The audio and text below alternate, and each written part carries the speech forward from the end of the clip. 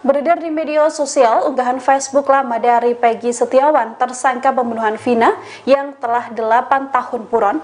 Peggy alias Peron mengunggah unggahan jelang beberapa hari sebelum insiden tewasnya Vina dan juga Egi. Dari capture gambar yang kini viral di media sosial, terlihat Peggy alias Peron mengisyaratkan berangkat ke Bandung untuk bekerja pada 12 Agustus 2016. Pada 11 Agustus, Peggy menuliskan bahwa ia dimarahi sang ibu karena tak kunjung berangkat bekerja ke Bandung. Sehari setelahnya pada 12 Agustus, Peggy kembali update status di Facebook dan menuliskan dirinya sedang berangkat ke Bandung, Jawa Barat. Kemudian pada 17 Agustus, Peggy menulis status dan menuliskan tengah mengais rezeki di kota orang. Hingga 24 Agustus, Peggy terlihat masih terus membuat status di Facebook pribadinya. Hanya saja setelah itu, Peggy terlihat tidak aktif menggunakan Facebook, termasuk pada 27 Agustus 2016 saat Vina dan Eki tewas dihabisi para pelaku. Peggy kemudian tergambar mengunggah kembali status pada 1 September 2016, yang mana kala itu Peggy menuliskan bahwa dirinya kena getah atas sebuah masalah. Ayah Peggy yakni Rudi juga mengakui bahwa sang anak ada di Bandung, Jawa Barat saat pembunuhan Vina. Rudi mengaku di malam pembunuhan Vina dan Eki, putranya Peggy sedang bersama dirinya. Dirinya saat itu mendapatkan borongan pada tanggal 13 Juli 2016 dan berangkat ke Bandung pada tanggal 17 Juli 2016. Sementara Peggy berangkat menyusul terpisah dari rombongan. Adik Peggy Setiawan dijadwalkan diperiksa polisi terkait penangkapan kakaknya pada Selasa 21 Mei. Adik Peggy yang diperiksa ini bernama Luciana, 20. Luciana informasinya akan menjalani pemeriksaan di Mapolres Cirebon Kota, Selasa, 28 Mei 2024, siang ini. Kuasa hukum Peggy, Sugianti Iriani, katakan pemeriksaan dijadwalkan berlangsung sekitar pukul 11 waktu Indonesia Barat. Namun, hingga menjelang waktu yang telah ditentukan, belum ada tanda-tanda pemeriksaan akan dilangsungkan. Seperti diketahui, pemeriksaan terhadap Luciana berkaitan dengan kakaknya Peggy Setiawan yang telah ditetapkan sebagai tersangka dalam kasus Vina. Pemeriksaan terhadap Luciana ini diduga akan menguatkan alibi Peggy Setiawan.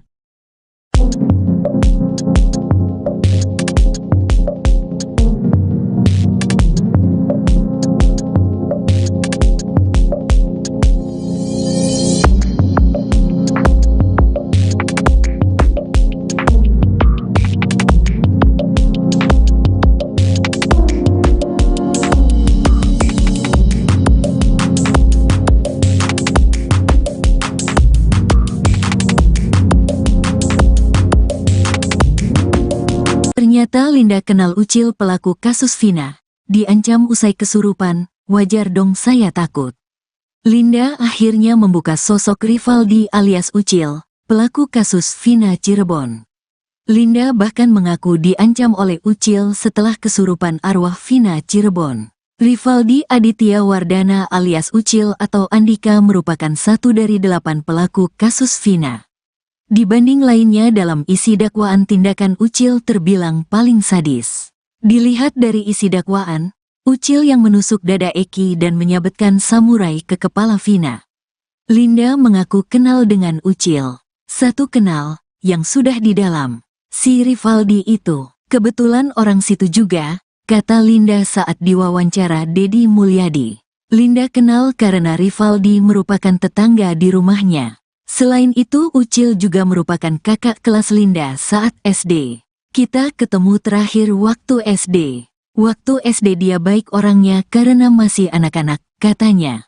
Vina dan Eki ditemukan tewas di Jembatan Talun, Cirebon pada Sabtu tanggal 26 Agustus tahun 2016. 3 hari berselang, Linda kerasukan arwah Vina sampai rekaman suaranya menjadi viral.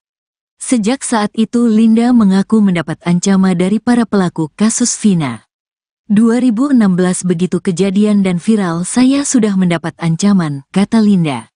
Ancaman mengalir mulai dari BBM, Facebook sampai datang ke rumahnya. Dari situ sudah ada ancaman di Facebook, BBM dan ada yang datang ke rumah, katanya. Padahal saat itu polisi sudah menangkap 8 pelaku kasus Vina Cirebon. Menurut Linda, para pelaku masih memegang handphone meski sudah di dalam penjara. Pelaku di dalam pegang HP, pelaku sudah DLP pegang HP, katanya. Linda mendapat ancaman dari Ucil melalui Facebook. Siapa yang buat kita masuk sini bakal tak bakar rumahnya. Di statusnya Rivaldi, katanya. Bahkan saat itu Ucil juga meminta untuk membungkam Aep. Menyalahkan saksi Aep. Dari 2016 itu saksi Aep sudah dibawa. Chat sama temannya, kamu gak usah ngurusin orang dulu, urusin aja tuh Aep, itu membuat berat di persidangan, kata Linda. Membaca ancaman dari Ucil, Linda merasa ketakutan. Wajar dong saya takut karena kan si Ucil ini kan tetangga. Tahu rumah saya di mana? Rumahnya hanya beda RW saja, kata Linda. Padahal kuasa hukum Ucil, Cindy Sembiring, mengatakan bahwa kliennya dipaksakan masuk dalam perkara kasus Vina. Sebab menurut Cindy, Ucil sudah dipenjara sehari sebelum pelaku kasus Vina ditangkap. Rivaldi sudah ditangkap kasus lain di tanggal 30 Agustus tahun 2016 di Polsek Utara Barat. Kasusnya tindak penganiayaan atau perbuatan tidak menyenangkan, katanya. Ucil kemudian dibawa ke Polres Kota Cirebon pada malam harinya untuk digabung dengan pelaku lain. Munculnya nama Rivaldi itu pada saat pembuatan babnya Pak Rudiana yang menyatakan adanya 4 orang DPO, yaitu Andika, Andi, Dani, dan Pegi yang semuanya rumahnya ada di Banjarwangunan. Baru pada tanggal 31 Agustus sore, Rivaldi dipertemukan dengan para tersangka yang ditangkap dari SMP 11, katanya.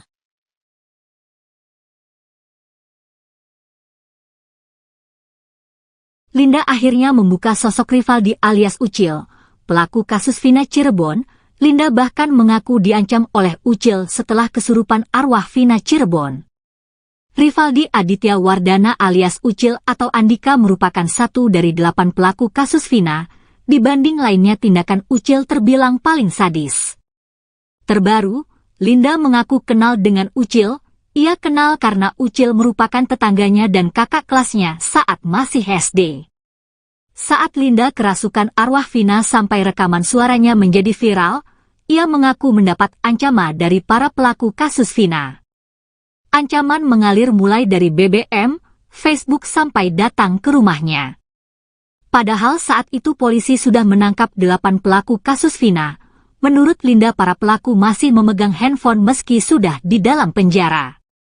Ucil bahkan sempat menuliskan ancaman pada Linda dan saksi Aep di akun Facebook-nya.